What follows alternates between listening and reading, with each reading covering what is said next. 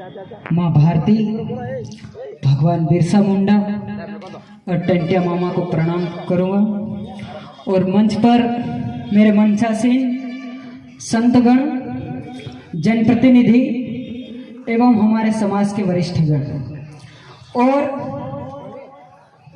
पंडाल में बैठे सभी मेरे समाज के युवा साथी और वरिष्ठ गणों को राम राम। साथियों,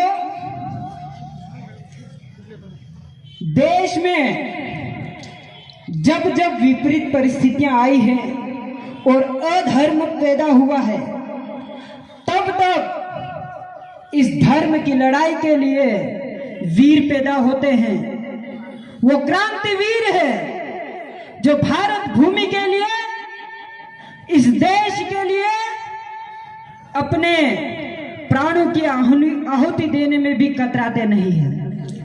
साथियों, भारत देश एक ऐसा देश है जिस देश में मुगलों और अंग्रेजों जैसों ने शासन करने का बहुत प्रयास किया और उसमें कुछ समय सफल भी रहे।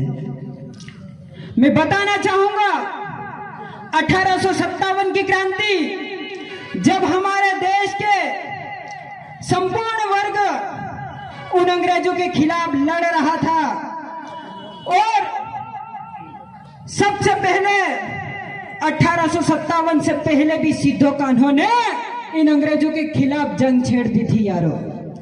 साथियों, समाज की संस्कृति और पहचान मिटने नहीं देने के लिए हमारे सर्व समाज ने मिलकर इस भारत भूमि की रक्षा के लिए अंग्रेजों और मुगलों से लोहा लिया है। साथियों, यह समय था सन 1875 का।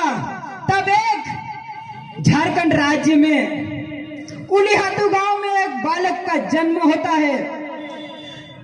ऐसा विपरीत परिस्थिति जिसमें हमारे समाज के लिए आर्थिक रूप से हर प्रकार से अंग्रेजों के द्वारा प्रताड़ित किया जा रहा था। उस वक्त ऐसी विपरीत परिस्थितियों में झारखंड राज्य के एक उलीहाती गांव में एक बालक का जन्म होता है।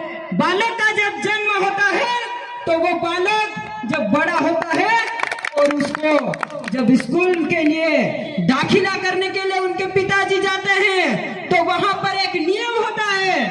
वो नियम क्या होता है साथियों? गोरे अंग्रेजों ने, तो वहां पर एक नियम होता है। वो नियम क्या होता है साथियों? गोरे अंग्रेजों ने वो नियम बना रखा है, भारत को ईसाई बनाना उनका मूल उद्देश्य है।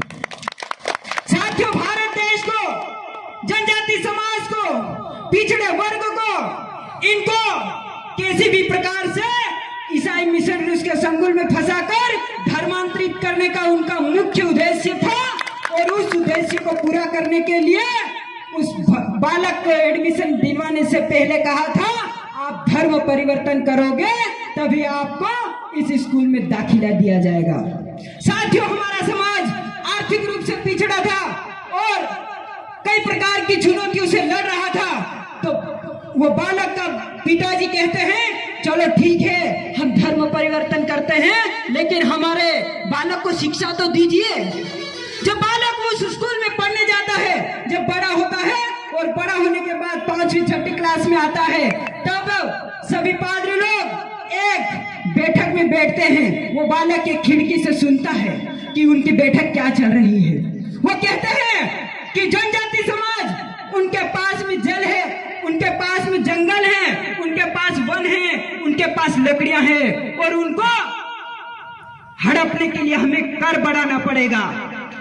कर बढ़ाने के लिए योजना चल रही थी और समाज को एक स्थान से दूसरे स्थान पर विस्थापित करने के लिए बहुत बड़े षड्यंत्र चल रहे थे। उस वक्त भगवान जो बालक था, वो बालक वहां जाता है और पादरियों को मुंह तोड़ निडरता से जवाब देता है, ए, तू किसको सुना रहा है? जब पादरी कहता है, तुम जंगली हो, तुम चोर हो, तुम चपाट हो, इस प्रकार की अमर्यादित भाषा करके हमारे समाज को बदनाम करने का प्रयास करता है। उस वक्त भगवान जो बालक एक भगवान रूपी है, वो बालक कहता है क्या कहता है कि मुझे इस स्कूल में पढ़ना नहीं है, लेकिन हम तुम्हारी गुलामी नहीं करेंगे साथियों।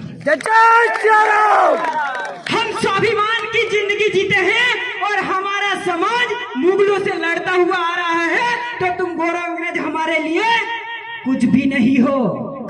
साथियों, गोरे अंग्रेजों को मुंह तोड़ जवाब दिया।